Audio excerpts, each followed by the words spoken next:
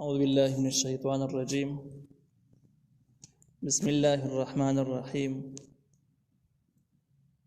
يا أيها الناس قد جاءتكم موعظة من ربكم وشفاء لما في الصدور وهدى ورحمة للمؤمنين. سورة يونس 57 نمبر آیت. په دې آیت کې ترغیب دی قرآن ته اور دې سره سره د قرآن ویونکي زده کوونکي او عمل کوونکي لپاره بشارتونه دي. ترغیب دې ته ویل کېږي د یو څیز داسې صفتونه ذکر کول او د هغې بیان کول چې د هغې په وجه باندې انسان زړه او مینه هغې طرف ته مایل شي. نو په دې ځای کې د قرآن لوی صفتونه ذکر شوي دي او د هغې حکمت ذکر شوی دی. الله تعالی وایي یا ایها الناس ای خلکو قد جاءتكم یقینا راغلی تاسو ته موعظة نصیحت من ربکم طرف ستاسو نه. موعظه او وعظ دا نصیحت ته وایي او نصیحت هغه په نصیحت کې هغه نمونه الفاظ استعمالول چې په هغې سره زړه نرم شي، دې ته موعظه او وعظ ویل کېږي. بیا د دې نه وروسته من ربکم سره د دې خبرې نوره وضاحت وشوه چې دغه نصیحت د عام انسانانو نصیحت نه دی، کم چې د کمیو زیاتې نه خالی نه وي، بلکې دا نصیحت د رب له طرف نه دی چې کم د رب له طرف نه چې شنو دې کې اشاره شوه دې خبرې ته چې دا نصیحت د هر قسم کوتاهي نه بیخي محفوظ دی، مکمل روغ نصیحت دی، نه پکې کمی شته او نه پکې زیاتې شته. وشفاء او دا علاج دی لما د هغه مرضونو دپاره فی صدور چې په سینو کې. صدور جمع د صدر، د صدر سینې ته وایي. دا ذکر د ظرف او مراد نه مضروب، یعنی دا مجازي معنی ده. صدر اگر چې صدور خو معنا سینې دي لیکن دې نه مراد زړه دی او زړه په دې سینه کې پروت دی. نو د دې مطلب داسې دی چې دا علاج د هغه څه دی چې کم په دې سینو کې دننه یي، یعنې زړه د زړه علاجونه په دې کې موجود دي. وهدن د هدایت دی و رحمتون او رحمت دی للمؤمنین مؤمنانو دپاره. مفسرینو لیکلي دي چې اول صفت دا ذکر کړه چې موعظة من ربکم، قرآن نصیحت دی د رب له طرف نه. نو نصیحت هغې خبرو کېدی شي چې کوم خبرې خطرناکو خبرونو ته بچ کړي او پیدمنې خبرې تا ته وړاندې کړي. نو په اول سر کې به قرآن دا مضمون بیانوي او دا کار به کوي چې ستا خراب اعمال د هغې اصلاح به کوي، د خراب عقیدې اصلاح به درله کوي. کله چې ستا عمل او عقیده دواړه اصلاح شي، د دې نه وروسته چې د ګناهونو په وجه باندې په زړونو کې کومې بیمارۍ جوړې شوي، کم روحاني مرضونه باندې انسان اخته وي، لکه د دنیا محبت شو، حرص شو، تکبر شو، حسد شو، کم چې روحاني مرضونه دي، نو هغې نه وروسته بیا د زړه علاج شي. کله چې عمل او عقیده صحیح شي، د زړه علاج شروع شي، زړه ټیک شي. نو ګویا چې دا د انسان د ټیک کولو دپاره هغه ترتیب هم ښودلی دی چې کوم انسان بد اخلاقه عقیدې ګډوډوي، هغه دپاره قرآني تعلیمات چې قرآني تعلیمات هغه زده کړي او هغې باندې عمل وکړي. د دې نه بعد به د هغه د زړه اصلاح په خپله باندې وشي، زړه به یې ټیک شي او چې کله زړه صحیح شو نو دا به یو صحیح انسان شي. د دې نه بغیر به دا انسان یو ناسور د معاشري، لیکن د دې نه وروسته به د معاشري دپاره یو مفید انسان ثابت شي. وشفاء لما فی صدور، دې کې د امام حسن بصري رحمه الله رایې دا ده چې مخکې یو ذکر تر شوی دی چې قرآن شفا ده، او دې ذکر کې وایي چې وشفاء لما فی صدور، دا علاج د هغې څه دی چې کوم په سینو کې یې نظرونو علاج دی. نو وایي امام حسن بصري رحمه الله رایې دا ده چې دا آیت د هغې تفسیر شو او دې مطلب دا شو چې قرآن د روحاني مرضونو علاج دی، لیکن د جسمانی امراضو دپاره هغه وایي نه دی. لیکن دا د امام حسن بصري رحمه الله خپله رایې داسې ده، دا رایې صحیح نه ده. د دې نه علاوه د ډېرو احادیثو په رڼا کې تفسیر روح المانی ذکر کړي دي چې نبی کریم صلی الله علیه وسلم ته یو کس راغی، ابو سعید رضی الله عنه دې راوي دي، او نبی علیہ السلام ته وویل چې زما په دې سینه کې یو درد دی او ډېر وخت نه ماته هغې نه تکلیف دی. نبی علیہ السلام ته دا آیت ووایو چې د قران تلاوت کوه ځکه چې دا شفاء لما فی صدور دا د سینو علاج دی، مستقل د زړونو علاج هم دی او د سینې د بیمارو علاج هم دی.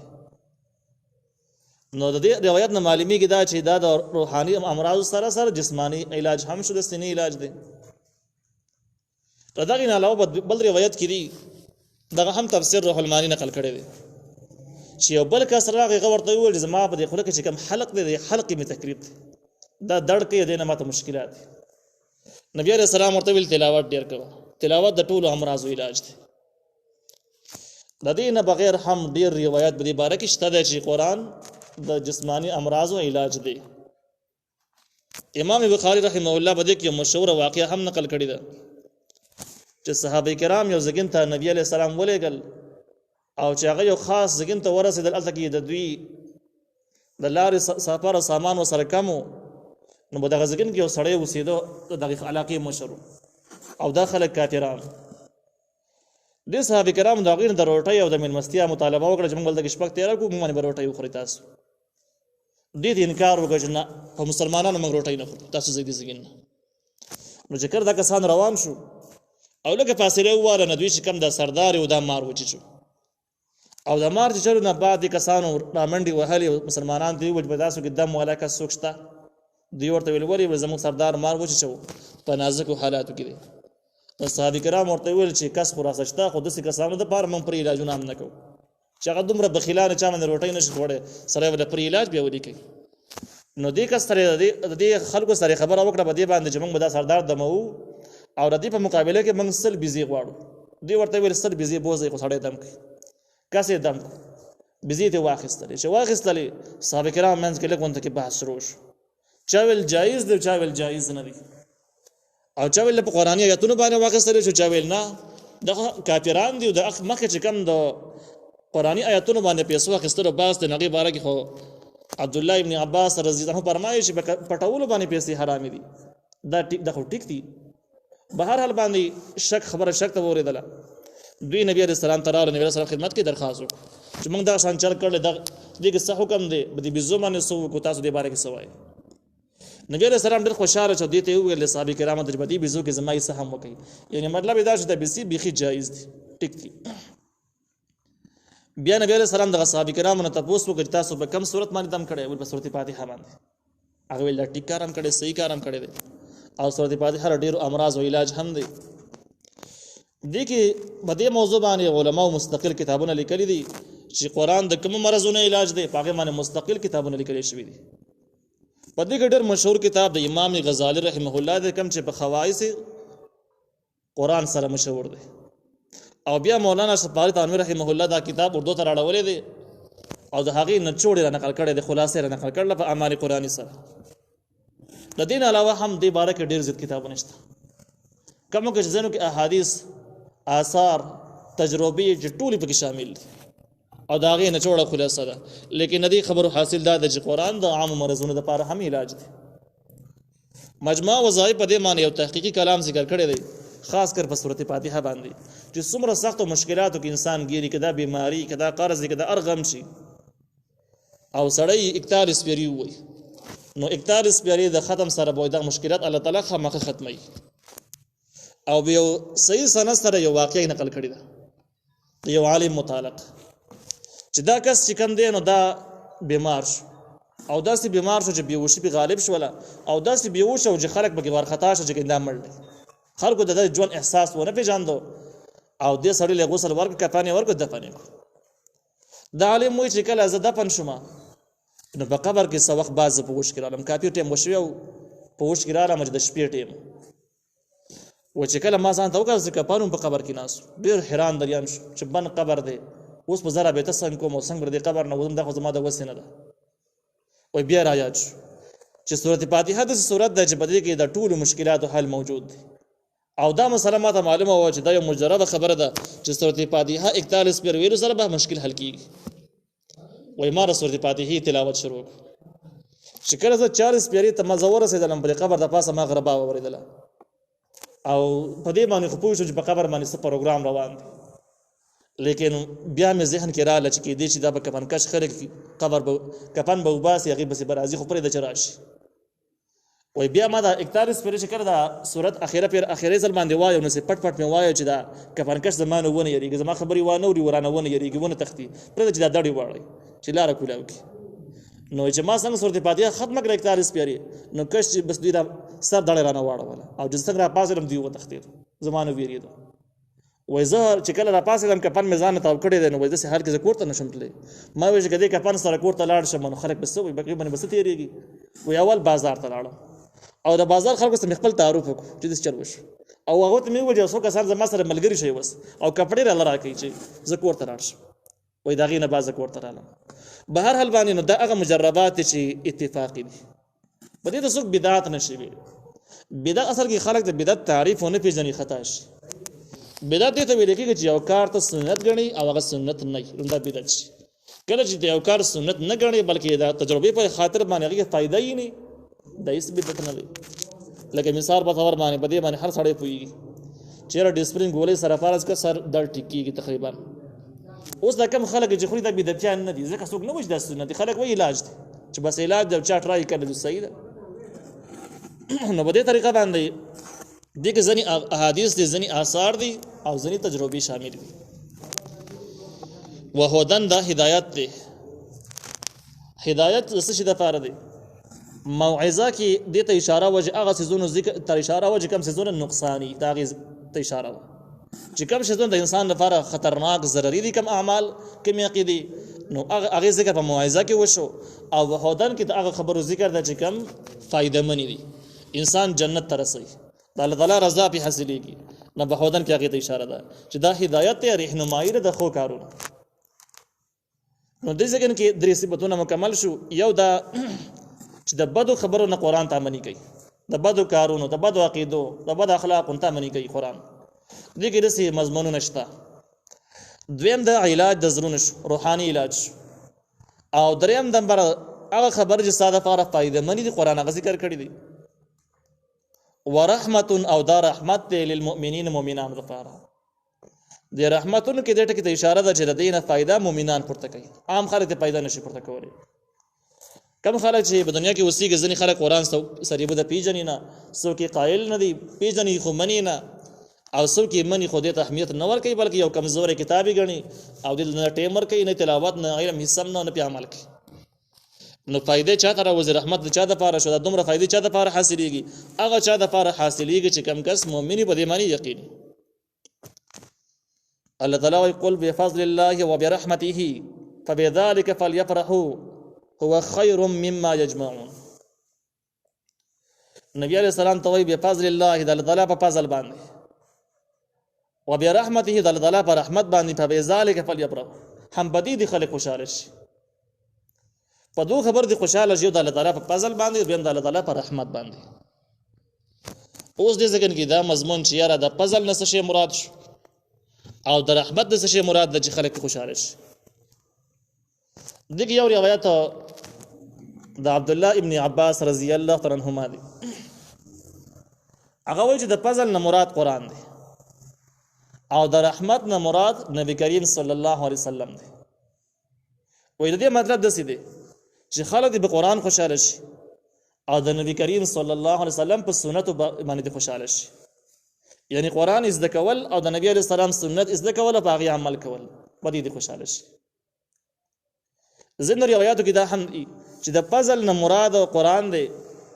او د رحمت نه مراد توفیق د علم دی بیا به د څه معنی شي چې د خلکو ته وایي چې د قران باندې او د دې په علم باندې تاسو خوشاله شي دریم روایت کې دا هم دی چې د فضل نه مراد قران د رحمت نه مراد اسلام نو بیا به د څه چې د قران باندې په اسلام باندې خوشاله شي دا ټول مضمونونه الفاظ بدل لخو د دې مفهوم یو دی څنګه یو دی اول د قران نه مراد د فضل نه مراد قران شو دا خبره خو یقیني ده کوم خلک و چې وایي چې د رحمت نه مراد دا نبی علیہ السلام دی نو ټیک خبره ده چې قران باندې بغیر د سنتونو عمل کول ممکن نه دي ځکه سنت د قران تشریحات او وضاحت دي دا صحیح خبره ده کوم خلک چې وایي د فضل نه مراد قران دی د رحمت نه مراد اسلام دی نو دا هم ټیک ده ځکه چې د قران او سنت چې راجمه کې دغه ته اسلام وي دا بل شي نه دی نو دا خبره هم صحیح ده یو قول پکې دا دی چې د فضل نه مراد قرآن او د رحمت نه مراد توفیق. دا هم ټیک خبره ده، ځکه چې کله قرآن موجود دی خو توفیق نشته چې څوک یې زده کړي او عمل پرې وکړي، بیا هم فایده نشته دی. او چې کله د قرآن زده کړي په قرآن کې دننه سنت هم داخلېږي، ځکه قرآن د آسماني تعلیم او د نبي علیه السلام تعلیم د اطاعت دواړو حکم کړی دی. نو په دغه ټولو خلاصه دا شوله چې په قرآن او د هغې د علم په توفیق باندې، د علم او د عمل په توفیق باندې د خلک خوشحاله شي. دا ټول کلام خلاصه شوله. فبذلک نو په دې باندې فلیفرحوا، خلک دې خوشحاله شي. دا ټیک څیز دی. هو خیر مما یجمعون، دا ډېر غوره دی د قرآن او د هغې علم یا د هغې توفیق یا قرآن سره د سنت نه. دا ډېر غوره دی مما د هغه څه نه یجمعون چې دا خلک یې راجمع کوي. خلک څه شی راجمع کوي؟ خلک مال دولت پسې خواري کوي، دا راجمع کوي. نو ګویا چې دې ځای کې د خلکو د غلط فهمۍ یو جواب وذکر شو. غلط فهمي دا د خلکو خیال دا ده چې د قرآني علم سره به غربت راځي او دا سړی به خوري څه او دا به کوي څه، دا به غریب شي. که دې په ځای باندې انګلیش ووایي، بل شي ووایي، مخکې لاړ شي، ساینس ټیکنالوجي ووایي، ډېر غټ افسر به ته جوړ شي، انجینر به ته جوړ شي، او پلانکي ځای کې و دومره تنخواه وه، ډینګي ځای کې و دومره تنخواه وه، او چې کله دا عالم شي نو دا به څه کوي، څه به خوري؟ دا سوال پیدا شو. او دا به غریبي، اکثر دا خلک غریبانان، واقع چې غریبانان هم دي، کې شک نشته. الله تعالی دې کې جواب کوي چې هو خیر مما یجمعون. که تعالی دنیوي لحاظ باندې سم د اسماني در نشي او ته غریب ژوند هم تیر کړي، داسې عالم چا نه لیدلی چې اوس پورې د ولږې نه مړ شوی، سوال یې کړی، احتجاج یې کړی چې زه مطالبات کوم، زموږ حالات ټیک نه دي، داسې به چېرته نه شوي. البته 80,000 والا او 1,00,000 والا د دې نه باره خلکو احتجاجونه به تاسو لیدلي، بېنرې لګولي چې موږ د خپلو حقونو مطالبه کوو، داسې کوو هغسې کوو، موږ د حقونو کې کوتاهیانې دي. له دې باوجود چې پاکستان کې نه د قرآن د چاپ کولو ځګې نشته سرکاري مفت، نه د کتابونو شته، نه د دیني درسګاه جوړولو څه ګنجایش شته، نه د بل کې ستا رعایت ورسره شته دی، او هېڅ هم ګزاره د خلکو سره نه کوي، هېڅ څوک هم نه کوي. د پاکستان په پاڼ کې د دې خلکو د مذهب او د اسلام هېڅ ګنجایش نه مخکې نه پیدا شوی دی او نه په دې 15 کاله کې د ګنجایش چا ورکړی دی. لیکن د هر څه باوجود دې خلکو په ژوند کې په تاریخ کې احتجاج نه کوي چې موږ هم پاکستان یو. پاکستان د لا اله الا الله په نوم باندې آزاد شوی دی او چې په نورو ادارو باندې په نورو څیزونو باندې خرچه کېږي، په دې باندې ولې نه کېږي؟ داسې چل دی، داسې چېرته نه ده شوی. نو ځکه چې الله تعالی دوی ته مکمل صبر استقامت ورکړی دی او دوی په لږه باندې هم دې ګزاره کېږي، الله تعالی داسې کیفیت ورکړی دی. خو د دې سره سره غټه خبره دا ده چې هو خیر مما یجمعون. دغه علم چې کوم دی، دغه علم او عمل دا ډېر غوره دی د هغه مالونو دولتونو نه چې دا خلک یې پرې دنیاوي هنرونو باندې راجمع کوي. د دې نه غوره دی. څنګه غوره دی؟ غوروالی به دې وجه باندې دی، یو خو دا ده چې آسماني علم د انسان نه انسان جوړوي او د باقي علوم داسې ده چې انسان به یې خو انسانیت نه به وزګاري. که تاسو خیال کړی نو هر سړی د دې خبرې شکایت لري چې یاره نه به ادارو کې عدل او انصاف شته، نه به د روزګارونو کې، بازارونو کې، به د معاملاتو کې انسانیت او انصاف شته. ټول غدارۍ دي، دوکهبازۍ دي چې بازار کې سودا کوي نو وتلو کې به سوچ کوي چې به کوم ځای کې به چا لوټ کړی، ما څه چل بیا راسره کړی، به کوم ځای کې ما دوکه خوړلي. د دې وجه نه دی چې خلک انسانان دي، په روزګارونه پوهېږي لیکن انسانیت نه پېژني، د الله یاره نه پېژني، د روزګار هغه احکام یې نه دي زده کړي، د ملک مسلمان شان یې نه دی پېژندلی، صرف پیسې پېژندل چې په کومه طریقه باندې په لاس باندې ورځي هغه حاصلوي. هغې د وجه نه د دنیا نه یو جهنم جوړ شو، ژوند پکې کافي حده پورې مشکل شو. خو د دغې سره دغه مالونه دا فاني څیز دی، عارضي څیز دی چې ډېر هم د سره وفاداري وکړي نو دا مال به ته ساعتي رامنې کې بیا ډېرې به د دې غم به مستقل در سره وي او د ټیکسونو خطرې په خپل ځای باندې، د غلو خطرې په خپل ځای باندې، خو دا به ته رامنې کې او ساعتي به او دغې نه به ته فایده هم حاصلې، لیکن دغه ملګرتیا احساس د مرګ د وخته پورې دی، اخوا ستا په کار نه راځي. او علم او عمل هغه شی دی چې دا ستا په سختو ځایونو کې کار ورکوي، قبر کې دې کار ورکوي، آخرت کې، قیامت کې، جنت او جهنم په فیصلو کې ستا لپاره فایدهمند ثابتېږي. نو داسې ووایه چې علم او عمل دا مستقل او دایمي ملګری دی او مال دولت د عارضي او فاني ملګری دی. د خلاصه شو عارضي او فاني شی دا کمزوري دی د مستقل او دایمي څیز نه. نو په دې وجه باندې قرآني علم دا د مال دولت نه ډېر زیات غوره شو. نو الله وایي هو خیر، دا ډېر غوره دی مما د هغه څه نه یجمعون چې دا خلک یې راجمع کوي. نو خلک چې په کوم څیز باندې خوشحاله دی او کوم څیز راجمع کوي، دې نه علم او د هغې باندې عمل ډېر زیات بهتر دی. نو ګویا دا یو قسم د مستقل ترغیب شو چې د سینه د چې کني تاسو چې انسانانو ته لپاره یو فکر یو لحظه پکار ده چې یاره سوچ پکار دی چې من کوم علم حاصلو دا علم زموږ سره مستقل دایمي دی کنه د عارضي او فاني دی او کم څه چې موږ را جمع کوم دا زموږ سره د کم ځای پورې ملګرتیا وکړي او د کم ځای نه خو موږ بیا پرې دی یوازې کېږو هغه ځکه کې په خپل باندې وضاحت وشي چې کم علم بهتر ده کم علم بهتر نه دی